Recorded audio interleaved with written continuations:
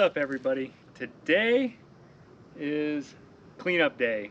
We're gonna do a bunch of chopping and dropping here. So all of my pigeon peas, my Mexican sunflower, banana trees, all the other bushes and shrubs, we're just gonna be chopping and dropping. That's a basic permaculture technique that's used by everybody. Recycle your own products, reuse. All the stuff that you're chopping down and taking out to the curb, that has plenty of free nutrients and vitamins and minerals for your soil, for your plants. There's no reason to take that and take it to the dump. Reuse it all. I'm going to show you how. We also got some bananas.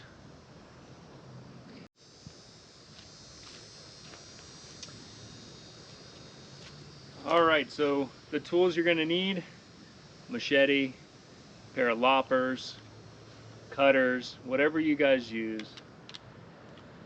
I just came in here, I trimmed up this banana tree that had fallen down during a storm, and it was the only one to produce bananas. So after a banana tree produces a rack of bananas and you harvest the bananas, you need to chop the tree down because it will not produce any more bananas. So I'm going to take this tree down real quick and just kind of spread it around the other bananas as a chop and drop.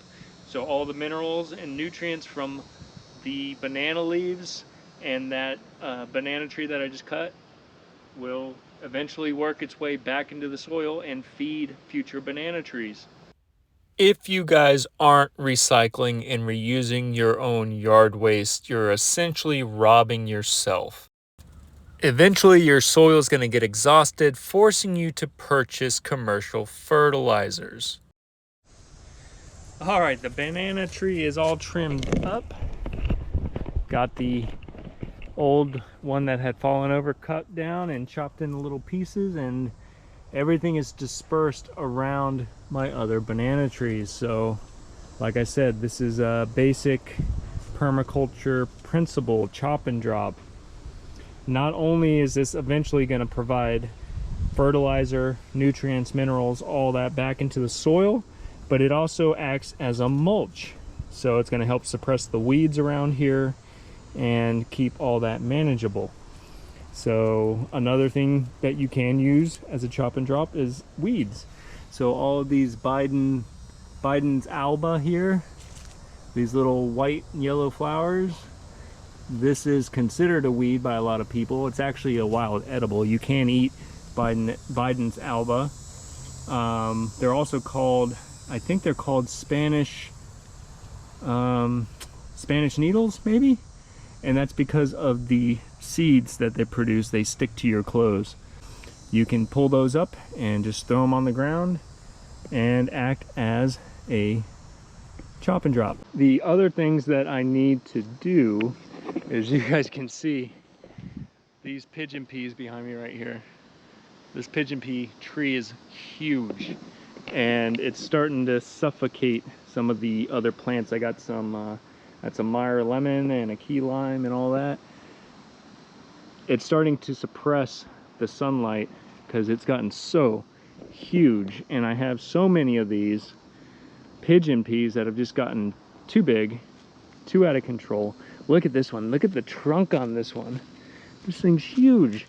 Pigeon pea tree. I mean, that trunk is thicker than my arm is, and it's huge, huge tree. They haven't started blooming yet. I'm hoping to get some pigeon peas out of these in the next month or so when they start blooming later in the fall. But until then, I need to prune them a little bit. They grow so fast, and that makes for a good chop and drop. So not only is pigeon peas a great nitrogen fixer for your soil, but you can use it as a chop and drop, and that's what I'm going to do here. All right, so in this case, I just take a pair of loppers here and give it a good trim.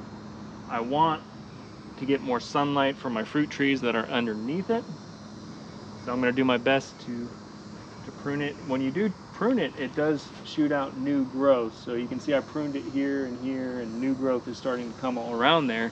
So you're not going to kill the tree by pruning it, but the basic principle is trim it all up And then all those cuttings can go right back underneath your other trees that you want to fertilize. So I'm just going to take all these cuttings and throw them around all these trees here. I got peach trees in the right behind it, got my citrus, and it will act as a mulch and fertilizer, 2 for 1. Just remember that whatever comes out of the soil eventually has to go back in. So chopping and dropping replenishes the soil, adds all those nutrients back, and it's free.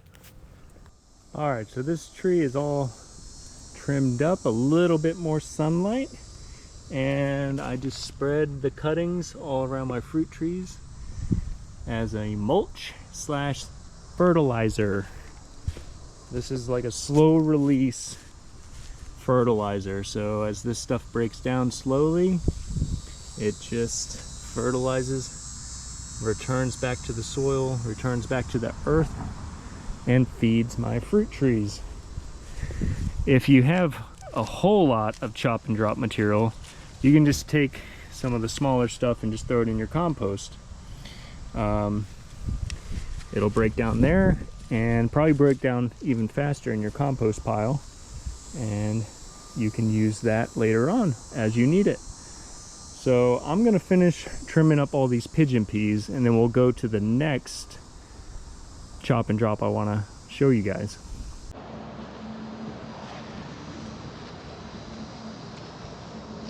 This is another great chop and drop right here. This is Mexican sunflower, soon to be American sunflower, because, you know, why not? But anyway, guys, this is Tithonia Diversifolia, Mexican sunflower.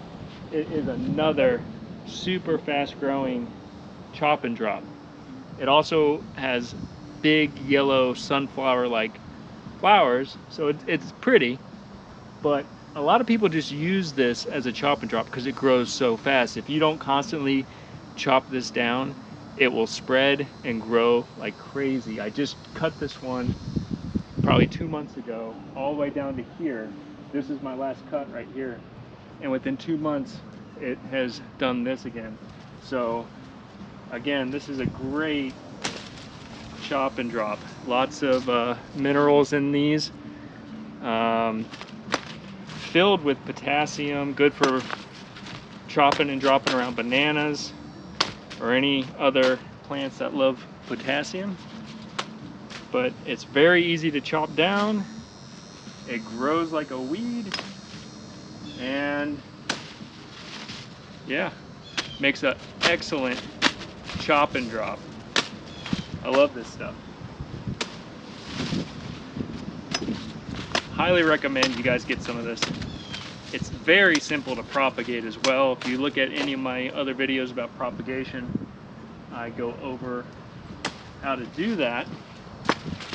But essentially, you just want to trim one of these that has little black roots on the bottom towards the base of the plant and put it in a pot filled with dirt, and you'll have tons of these things. So, all right, I'm gonna give this a little trim right here and then spread it around all my other fruit trees. Tithonia Diversifolia, Mexican sunflower.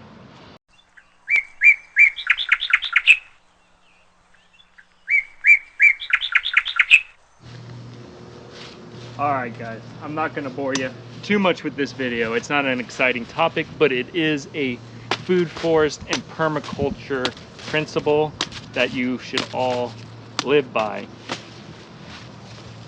Chop and drop.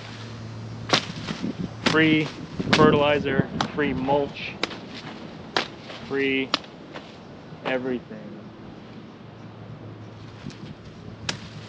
So if you made it this far, thank you guys for watching. I really appreciate all of you guys who support me, watch my videos, give me likes. So if you can keep doing that, please, it really helps me and the channel grow. Makes me feel good when you guys like my videos and leave me comments. So if you have any questions about it, let me know. And if you guys know any other good chop and drops, post it in the comments. All right, everybody. Thank you, and we'll see you next week. Later.